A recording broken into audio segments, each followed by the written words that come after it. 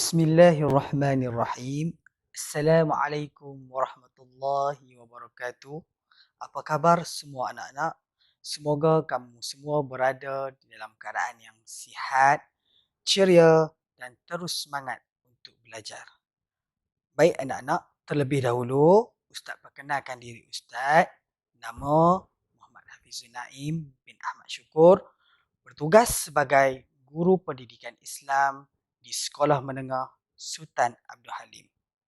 Baik anak-anak, sebelum kita meneruskan pembelajaran kita pada hari ini, ayuhlah sama-sama kita memohon doa kepada Allah Subhanahu Wa Taala. Kita membaca doa sebelum belajar. Bismillahirrahmanirrahim. Allahumma aftah alaina حكمتك وانشر علينا من خزائن رحمتك يا أرحم الراحمين رب اشرح لي صدري ويسر لي أمري واحلل عقدة من لساني يفقه قولي آمين آمين يا رب العالمين. Mudah-mudahan Allah menerangkan hati kita, melapangkan dada kita untuk menerima pembelajaran hari ini. InsyaAllah. Amin. Amin. Ya Rabbal Alamin. Okey, baik anak-anak. Berdasarkan gambar tersebut, apa yang kamu lihat? Gambar itu menunjukkan seorang lelaki hendak masuk ke tandas untuk tujuan qada hajat. Jadi apa yang perlu kita buat selepas kita qada hajat? Mestilah kita beristinja. Jadi pada hari ini insya-Allah kita akan sama-sama belajar bidang fiqh, tajuk istinja suatu tuntutan. Baik, kita pergi ke slide yang seterusnya. Kita lihat objektif pembelajaran pada hari ini insya-Allah. Yang pertama adalah untuk kita sama-sama kita menyatakan maksud dan hukum istinja. Yang kedua adalah untuk menyatakan alat yang dibenarkan dan diharamkan bersuci. Yang ketiga ialah untuk menyenaraikan kepentingan beristinja. Yang keempat adalah untuk menyatakan cara beristinja. Yang kelima ialah untuk menyatakan syarat beristinja menggunakan bahan kesat. Dan yang seterusnya untuk menyatakan adab qada hajat. Baik. Seterusnya anak-anak boleh lihat, kita pergi dulu kepada pengertian. Pengertian istinja dari segi bahasa ialah selamat daripada penyakit. Manakala dari segi istilah ialah perbuatan menghilangkan najis yang keluar dari kubul ataupun dubur. Hukumnya apa anak-anak? Hukumnya adalah wajib. Sesiapa yang tidak beristinja dengan sengaja, hukumnya berdosa kerana dia berada dalam kekotoran. Ibadat yang dilakukan seperti solat dan tawaf tidak sah. Kerana apa? Kerana dia berada di dalam kekotoran. Baik, seterusnya kita pergi kepada dalil istinja ayat Al-Quran yang mana Allah berfirman, A'udzu billahi minasy syaithanir rajim. Wallahu yuhibbul mutahhirin. Maksudnya, dan Allah menyukai orang-orang yang bersih. Surah At-Taubah ayat 108. Baik, di sini Ustaz nak berkongsi satu peristiwa yang menunjukkan Allah menyukai orang yang bersih. Yang mana Allah telah memuji penduduk Quba. Kerana apa? Kerana mereka ini menyucikan diri mereka dengan menggunakan batu dan air. ini adalah cara yang paling afdal, yang paling baik untuk kita gunakan sewaktu kita beristinja. Jadi Ustaz harap kamu semua dapat lakukan sebegini juga.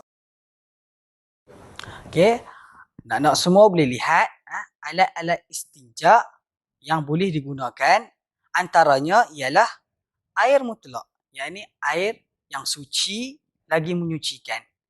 Seterusnya boleh digunakan juga batu. Seterusnya boleh digunakan juga ialah daun yang kering. Seterusnya boleh digunakan juga tisu. Seterusnya boleh digunakan juga kertas. Dan contoh-contoh lain seperti yang kamu tengok yang tertera, kain dan kulit kayu. Baik, seterusnya kita boleh pergi pula kepada bahan yang haram digunakan untuk beristinja. Yang pertama, kertas atau bahan yang tertulis ayat Al-Quran atau hadis, nama-nama Allah Subhanahu Wa Taala dan Rasul. Yang kedua, benda yang dihormati seperti makanan dan tulang. Ustaz nak kongsi sikit satu hadis yang mana mafhum dia, hadis tersebut Anas bin Malik telah membawa kepada Nabi Muhammad sallallahu alaihi wasallam iaitu 3 alat. Yang pertama iaitu batu. Dan yang kedua iaitu tahi unta yang keras. Dan yang ketiga, Anas bin Malik ini dia bawa tulang. Yang pertama, batu. Batu Nabi ambil.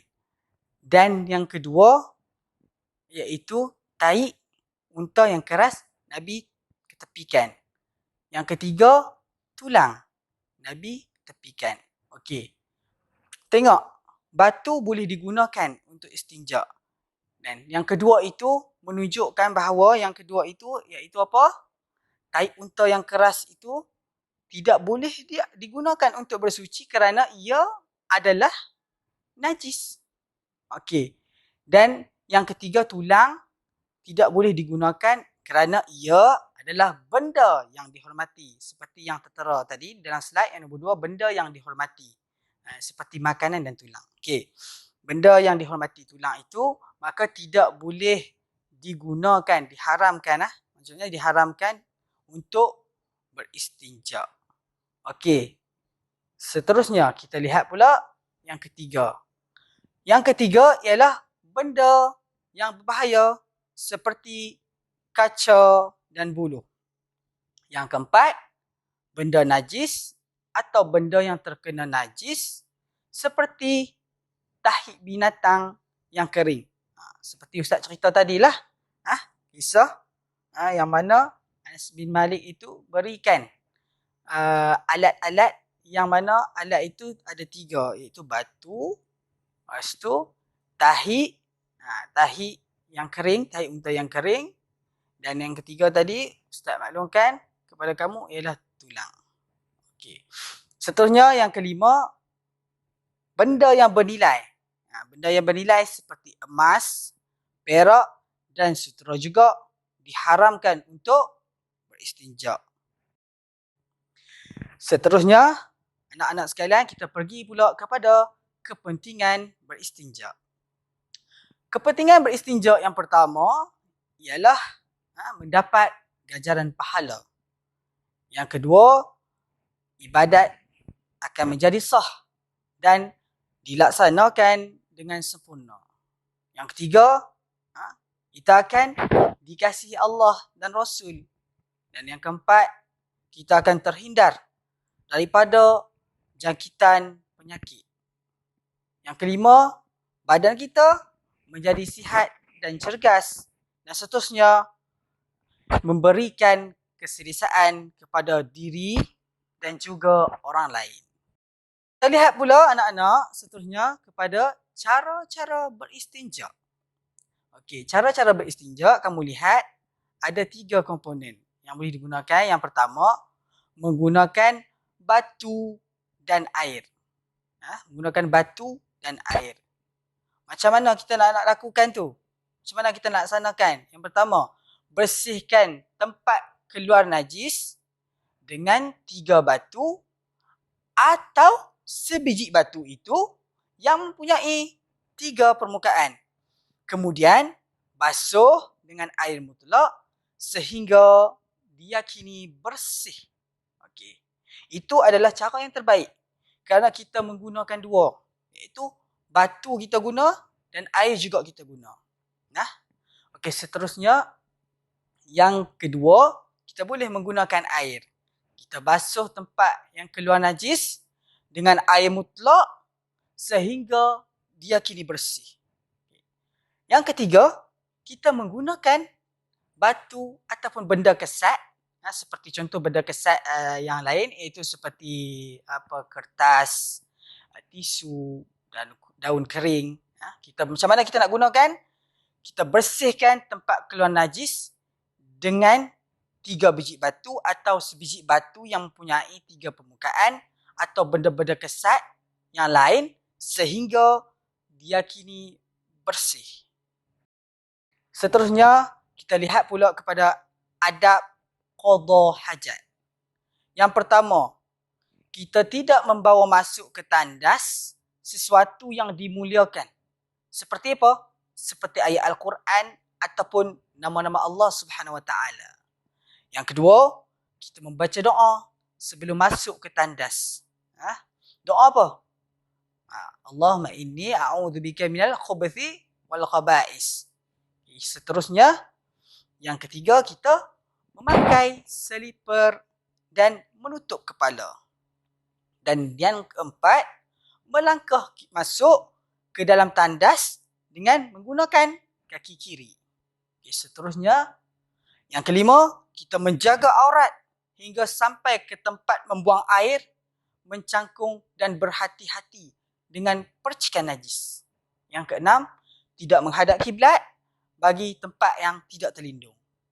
Dan yang ketujuh, tidak melakukan perkara yang dilarang ketika membuang air. Seperti apa? Seperti kita bercakap, kita memegang kubul atau dubur dengan tangan kanan. Seterusnya yang ke-8, kita tidak membuang air di tempat yang dilarang seperti tempat berteduh, laluan orang ramai, dalam lubang tanah, dalam air yang tenang seperti tasik ataupun kolam renang. Seterusnya, yang ke-9, beristinja sekurang-kurangnya sekali dan sunat ditambah menjadi 2 ataupun 3 kali. Okey. Seterusnya yang ke-10, kita membersihkan tandas agar dapat digunakan oleh orang lain dalam keadaan yang selesa. Dan yang ke-11, kita melangkah keluar dengan menggunakan kaki kanan dan kita membaca doa.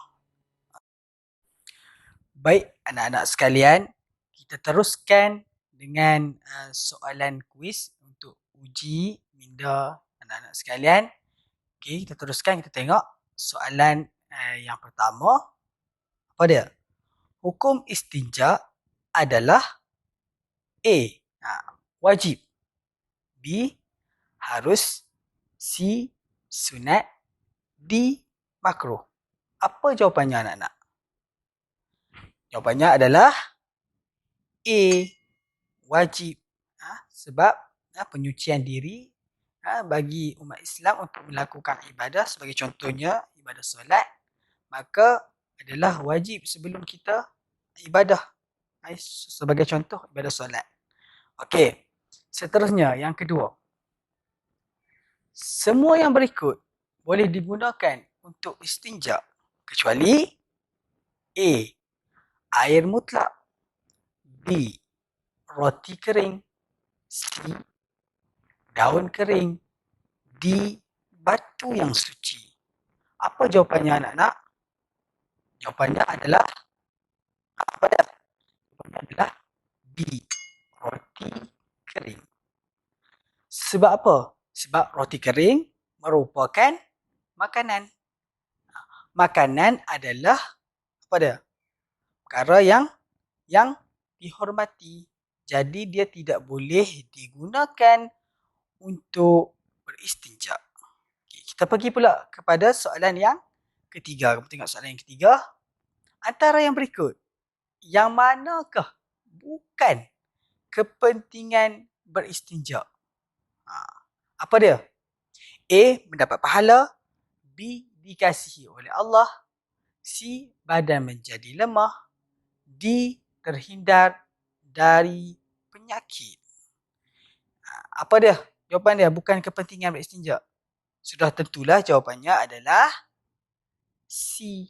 Badan menjadi lemah. Sebab kepentingan istinja adalah yang lain. Okey, seterusnya. Nombor 4. Berikut adalah syarat-syarat beristinja dengan menggunakan benda-benda kering. Kecuali A. Alat mesti suci, bersih dan kering. B. Najis pada kubur dan dubur telah kering. C. Tiada najis lain yang melekat di tempat keluar najis. D. Najis tidak meleleh ke tempat lain seperti paha dan betis. Jadi jawapannya apa? Jawapannya apa anak-anak? Jawapannya adalah B. Najis pada kubur dan dubur telah kering. Okey, soalan yang kelima. Pilih pernyataan yang menunjukkan perbuatan tidak beradab semasa qada hajat. A. Menutup aurat sehingga sampai ke tempat qada hajat. B. Melangkah masuk tandas dengan kaki kiri. C. Membersihkan tandas selepas digunakan. D. Bercakap-cakap semasa qada hajat. Apakah jawapannya anak-anak? Jadi jawapannya adalah D. Bercakap-cakap semasa qada hajat. Alhamdulillah, dengan berakhirnya kuis uji minda sebentar tadi, maka berakhirlah sesi pembelajaran kita pada hari ini. Ustaz harap kamu semua dapat mengamalkan istinja dengan sempurna dan sentiasa beristiqamah untuk menyucikan diri. Mudah-mudahan setiap amal ibadah kita diterima oleh Allah Subhanahu Wa Taala. Ustaz sudahi dengan wabillahi taufiq wal hidayah. Assalamualaikum warahmatullahi wabarakatuh.